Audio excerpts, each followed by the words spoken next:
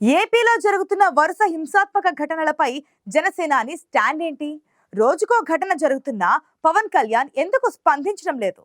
రాజకీయ దాడులు ఉండవు, ప్రతీకారాలు వద్దని ముందే చెప్పిన పవన్ ఈ ఘటనలపై ఎలా స్పందిస్తారు? ప్రభుత్వానికి ఎలాంటి డైరెక్షన్ ఇస్తారు?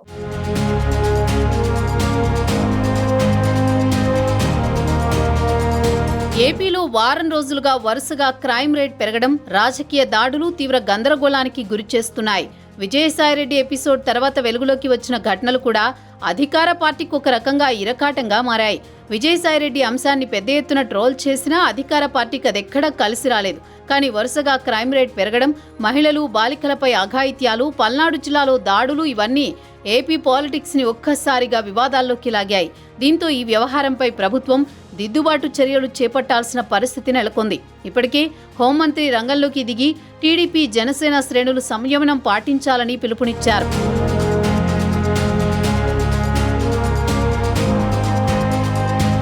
వరుస శ్వేతపత్రాలతో దూకుడు ప్రదర్శించిన ముఖ్యమంత్రి చంద్రబాబు పల్నాడు ఘటన నేపథ్యంలో ఆఖరి నిమిషంలో శాంతి భద్రతలపై శ్వేతపత్రం విడుదల కార్యక్రమాన్ని వాయిదా వేసుకోవాల్సి వచ్చింది.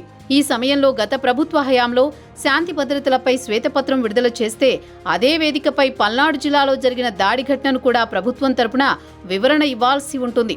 మరోవైపు పుంగనూరులో టీడీపీ శ్రేణుల నిరసన తీవ్ర ఉద్రిక్తతకు దారితీసింది.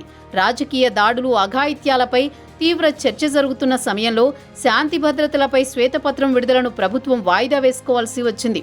ఇది కూడా ప్రభుత్వానికి ఒక రకంగా ఇబ్బందికరమైన పరిస్థితి. అయినా జరుగుతున్న సంఘటనలపై ఎప్పటికప్పుడు జిల్లా యంత్రాంగాలను మోహరించి పరిస్థితులను అదుపులోకి తీసుకురావడానికి ప్రభుత్వం అన్ని చర్యలు తీసుకుంటోంది. ఇదే సమయంలో హోంమంత్రి ద్వారా ఘటనలపై వివరణ ఇప్పించడంతో ప్రభుత్వం వ్యూహాత్మకంగా ముందుకు వెళ్లినట్టే కనిపిస్తోంది.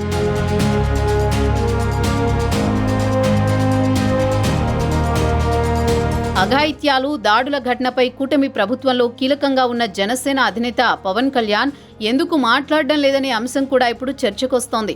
ఓవైపు జనసేన సభ్యత్వ నమోదు కార్యక్రమాన్ని పెద్ద ఎత్తున చేపట్టడం, అదే సమయంలో రాష్ట్రంలో దాడులు, అఘాయిత్యాలు తెరమీదికి రావడంతో జనసేనకు కూడా ఒక రకంగా ఊపిరాడని పరిస్థితే ఉంది. దాడులను ఎట్టి పరిస్థితుల్లో ఉపేక్షించేది లేదంటూ పవన్ కళ్యాణ్ గతంలోనే అనేకసార్లు ప్రకటించారు. కూటమి ప్రభుత్వం అధికారంలోకి వచ్చిన నెల రోజుల తర్వాత రాష్ట్రంలో ఇప్పుడు ఊహించని పరిణామాలు చోటు చేసుకోవడం, అందులోనూ కూటమి ప్రభుత్వం అధికారంలోకి రావడంలో కీలకంగా వ్యవహరించిన పవన్ కళ్యాణ్ వీటిపైన స్పందించకపోవడం కూడా చర్చనీయాంశంగా మారింది.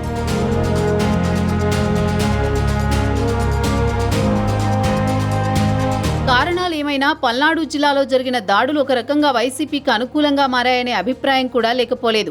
ఇలాంటి పరిస్థితుల్లో డిప్యూటీ సీఎం హోదాలో కూటమి ప్రభుత్వంలో కీలకంగా ఉన్న పవన్ కళ్యాణ్ ఎలాంటి స్టాండ్ తీసుకుంటారన్నదే ఆసక్తికరమైన అంశం. శాంతి భద్రతల కోణంలో హోంమంత్రి చొరవ తీసుకుని బాధ్యులపై చర్యలు తీసుకోవాల్సిన అవసరం ఉందన్న అభిప్రాయం జనసేన వర్గాల్లో ఉంది.